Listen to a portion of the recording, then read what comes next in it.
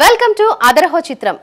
అలనాటి మేటి చిత్రాల నుండి ఈనాటి ప్రజాదరణ పొందిన హిట్ చిత్రాల వరకు ఆ చిత్రాలలోని విశేషాలను తెలియజేస్తూ ఆ చిత్రం యొక్క అద్భుత సన్నివేశాలను చూపిస్తూ మీకు కనువిందు చేస్తూ సాగిపోయే మధురమైన కార్యక్రమమే అదరహో చిత్రం.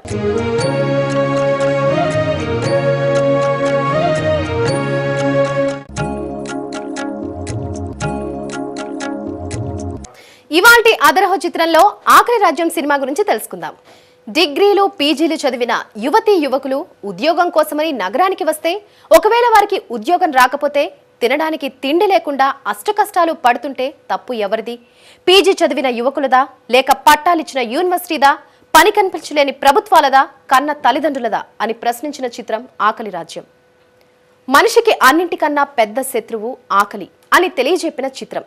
ఈ చిత్రం 1980లో మొదటి తమిళంలో విడుదలై తర్వాత 1981లో తెలుగులో రీమేక్ చేయబడింది. కూటి కోసం కూలి కోసం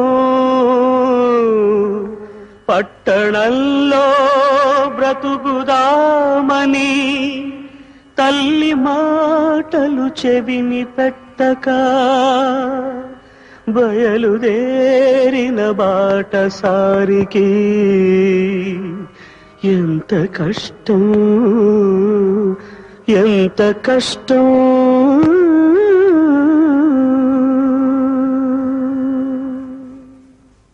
కూటి కోసం కూలి కోసం పట్టణంలో బ్రతుకుదామని కూటి కోసం కూలి కోసం పట్టణంలో బ్రతుకుదామని తల్లి మాటలు చెవిని పెట్టక బయలుదేరిన బాటసారికి ఎంత కష్టం ఎంత కష్టం.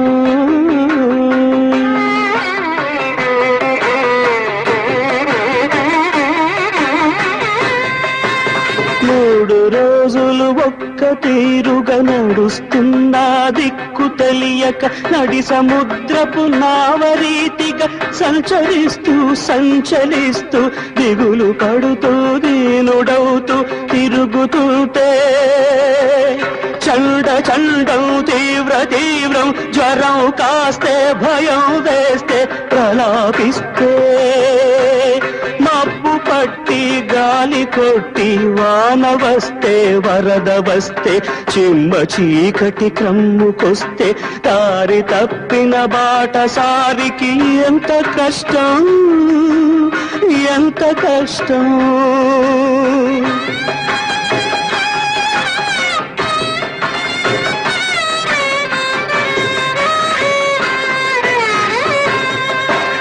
కళ్ళు వాకిట నిలిపి చూసే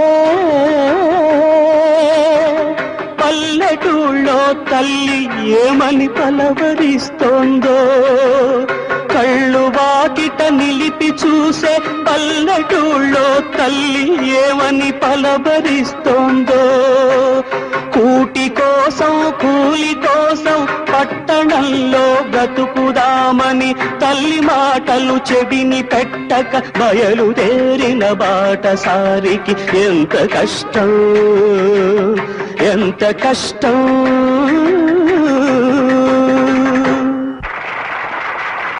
ఓ మహర్షి ఓ మహాత్మా అంటూ శ్రీశ్రీ గారు రాసిన కవితకు ఎస్పి బాలసుబ్రహ్మణ్యం గారి గానం, ఎంఎస్ విశ్వనాథం గారి సంగీతం తోడు కావడంతో శ్రీశ్రీ గారే బతికి మన కళ్ల ముందు నిరుద్యోగిగా తిరుగుతున్నాడా అనిపించక మానదు. పడుకోలేకపోయావా గాడిరా? ఒంటరిగా ఉంటే వీడు బుర్ర మహాచురుగా పనిచేస్తుందిరా. వేళ కాని వేళలలో లేనిపోని వాంఛలతో దారి కాని దారులలో కానరాని కాంక్షలతో దేని కొరకు పదే పదే దేవులాడతావు శ్రీశ్రీ అన్నట్టు. అంతే గురు, నువ్వెన్ని చెప్పు. కొందరి కాంక్షలు కక్కుసులోనే పుట్టి కక్కుసులోనే కడుక్కుపోతాయి. నాలాగెందరో పతితులార భ్రష్టులార బాధా సర్పదష్టులార దగాపడిన తమ్ములార ఏడవ కండేడవ కండి జగన్నాథ రథ చక్రాలొస్తున్నాయి వస్తున్నాయి రథచక్ర ప్రళయ ఘోష భూమార్గం పట్టిస్తాను భూకంపం పుట్టిస్తాను. ఎక్కడిరా భూకంపం పుట్టించడానికి? శరీర కష్టం స్ఫురింపచేసే గొడ్డలి రంపం కొడవలి నాగలి సహస్ర వృత్తుల చిహ్నలు నా వినిపించే నవీన గీతికి భావం భాగ్యం ప్రాణం ప్రణవం. ఓహో, పెద్ద శ్రీశ్రీ బయలుదేరాడయ్యా. అవును, మీలాంటి కూపస్థ మండూకాల్ని చీల్చి చెండాడడానికి మీకే పుట్టిన అభినవ శ్రీశ్రీ నేను. ఏ ఇప్పుడు బాధానికి శ్రీశ్రీ ముక్కలేం దొరకలేదా?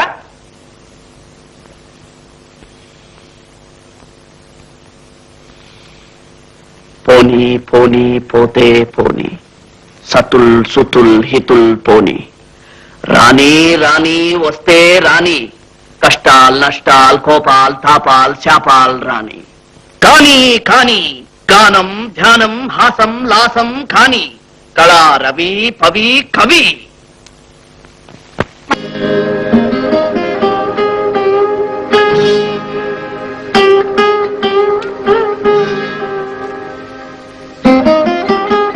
ఇది వద్దండి, ఉంచుకోవయ్యా, మంచి పుస్తకం.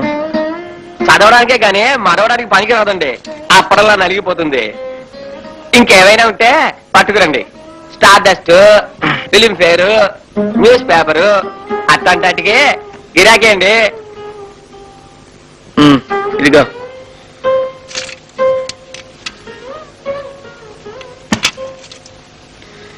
ఇది ఊరికే ఇస్తాను, తీసుకో. ఇదెందుకండి నాకు? మీరు పోటీ వాళ్ళకి కానీ అంటే అది 4 కిలోలు 3 రూపాయలు. అంతేనా? ₹10 ఇచ్చేది. ఒక ఊరోళ్ళం కదా అని 3 రూపాయలు ఇస్తున్నా.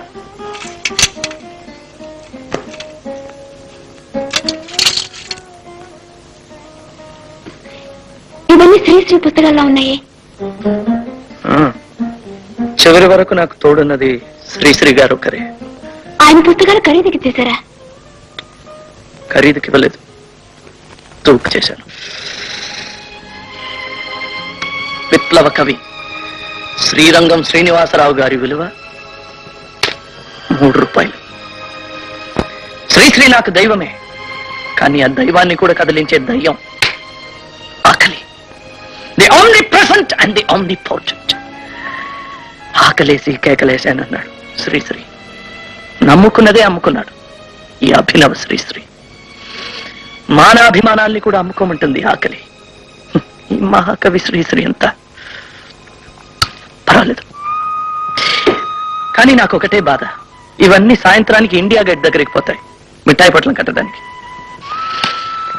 నువ్వు రావటానికి ముందు కాస్త బియ్యం, కాస్త పచారీ కొట్టు సామాన్లు కొన్ని పెడదాం అనుకున్నాను. ₹3 ఉన్నాయి. ఇవి కూడా ఖర్చు అయిపోతే ఆదుకోవడానికి శ్రీశ్రీ కూడా లేడు.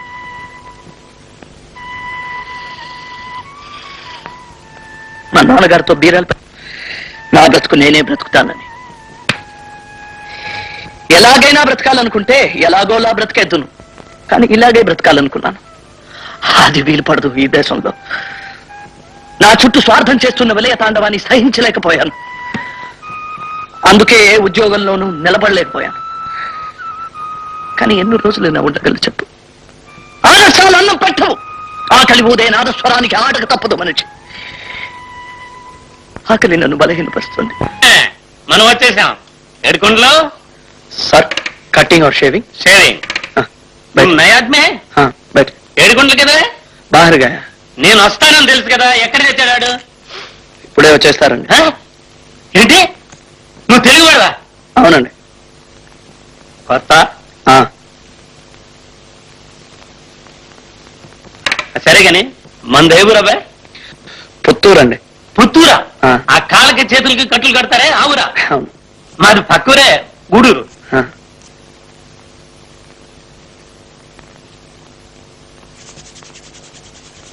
ఏ కులం అబ్బాయి? తప్ప పదవీ వ్యామోహాలు, కులమత భేదాలు, భాషా ద్వేషాలు చెలరేగే నేడు ప్రతి మనిషి మరి ఒకని దోచుకునేవాడే, తన సౌఖ్యం తన భాగ్యం చూసుకునేవాడే. స్వార్థమీ అనర్థ కారణం, దాన్ని చంపుకునుటే క్షేమదాయకం. చాలా బాగుంది అబ్బాయి, నాకు అర్థం కాలేదు కానీ ఎవరు రాశారేంటి? శ్రీశ్రీ అండి. ఏమిటి శ్రీశ్రీ పద్యాలు కూడా చదువుతావా నువ్వు? అది సరే గాని ఏం చదివేంటి? MA philosophy sir. ఏంటి ఎంఏ సార్. ఎంఏ? అయ్యో బాబోయ్! నాకు ఏమైందండి? నాకు ఏమైంది? నాకొద్దు. ఏ? నువ్వు కానీ సేవ్ చేసావంటే శ్రీశ్రీ పద్యాలన్నీ కట్టుతా నా ముఖం నిండా ఉంటాయి. అందులో నాకొద్దు బాబు. సార్ సార్ సార్ రండి. వినండి. నాకు పొద్దునే మీరే మాకు మొదటి బాగుంది. పొద్దున్నే నేను దొరికినా సార్. మా అమ్మకి నేను ఒక్కనే కొడుకుని. సార్, నన్ను సార్, ఇడిచిపెట్టు. ప్లీజ్. నన్ను ఇడిచిపెట్టు. అలా- నన్ను ఇడిచిపెట్టు. ఏ, అయ్యో బాబోయ్, నన్ను దించకూడదండి. నన్ను సార్, ఇడిచిపెట్టు. సార్, నీకు దండం పెడతా. గాయం లేకుండా నీకు సేవ్ దండం చేస్తాను. పెడతా బాబు. నువ్వు వెళ్ళిపో. నన్ను నువ్వు వెళ్ళిపో ప్లీజ్, బాబు. ప్లీజ్, నీకు బాబు. దండం పెడతా. బాబు, సార్. అమ్మ స్త్రీ ఆలి స్త్రీ అమ్మలగన్న అమ్మ స్త్రీ ఆదిశక్తి అపరావతారం స్త్రీ స్త్రీ అగ్గిపుల్లలో కవిత్వం ఉందన్న శ్రీశ్రీ ఆ మాత్రం విలువలేనిదా స్త్రీ. నాకెదురైన అనుభవమే పాపం నువ్వు కూడా చవి చూసావా గురుశ్రీ? పని వదిలేసి వచ్చారు. కారణం అడిగితే స్త్రీ స్త్రీ అంటారు, లేకపోతే శ్రీశ్రీ అంటారు. అసలు ఏమైంది మీకు? వద్దులే, ఏం అడగద్దు. మహారహస్యమా? ఎస్, నాతో కూడా చెప్పకూడదా? కానీ because it's shit. Kamal Haasan నటన గురించి ఎంత తక్కువ మాట్లాడుకుంటే అంత మంచిది. ఆయనకు ఏ పాత్ర ఇచ్చినా నటించడమే కాదు, జీవిస్తారనడానికి నిదర్శనం ఈ చిత్రం. పోరాడలేక, గౌరవంగా బ్రతకలేక ఎలా రాజీ పడతాడో మన కళ్ళకు కట్టినట్లు చూపించారు.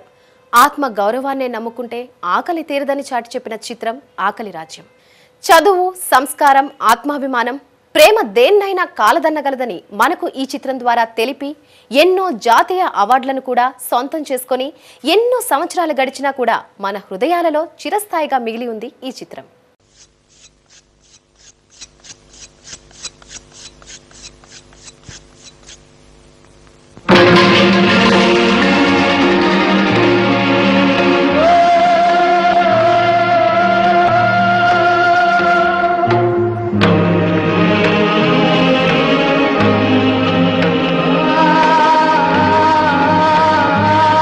రండి. ఎప్పుడు వచ్చారు? కూర్చోండి. షేవింగ్ ఏనా? కోప్పడే పనేం లేదు. ఉద్యోగం గగనమైన ఈ రోజుల్లో అంతరాత్మని అమ్ముకోవాల్సిన ఏ పని నమ్ముకోలేకపోయాను. పని లేదు లేదని నిస్పృహపడి తప్పుతోవలు తొక్కే కన్నా ఏదో ఒక స్థాయిలో సమాధాన పడిపోవడం మంచిదనిపించింది. ఈ నిర్ణయానికి వచ్చాను. కోరింది దొరకనప్పుడు దొరికిందే కోరుకున్నదనుకోవడం వల్ల తప్పే ఉంది. నా చదువుకు ఉద్యోగానికి సంబంధం లేదంట. సరే, బయోకెమిస్ట్రీ చదివి అకౌంట్స్ ఆఫీస్ లో గుమాస్తా పని చేస్తున్నాడే, వాడి చదువుకు ఉద్యోగానికి సంబంధం ఉందా? నా దృష్టిలో ఏ పని చేస్తున్నావని కాదు, ఎలా చేస్తున్నావనేదే ప్రధానం.